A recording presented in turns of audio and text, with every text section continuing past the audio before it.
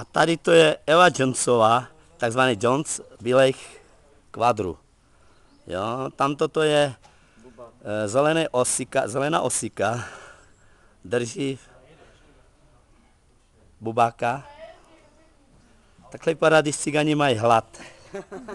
Jo, když prostě, jo, mají hlad a to je, to, co dělá, to je ryba ustřičná, tohle. Potetovaná. Jo, to vypadá.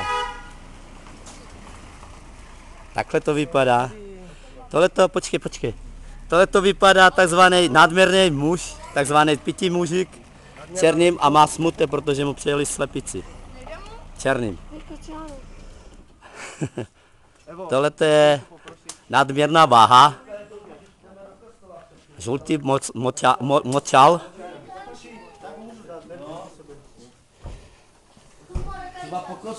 Takhle vypadá takzvaný Indian Jones červeným.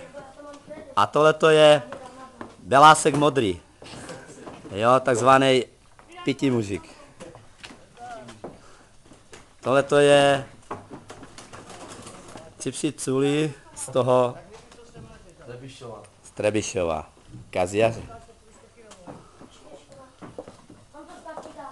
A tamto je Gabina Běloláska. Takhle to vypadá. Jo.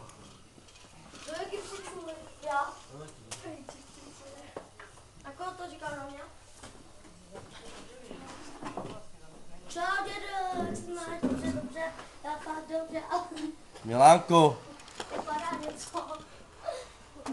Takhle vypadají Pražáci, když přijdou na vesnici, jo. Ale oni přijeli na kolech, jo. Na kolech přijeli, protože měli výluku.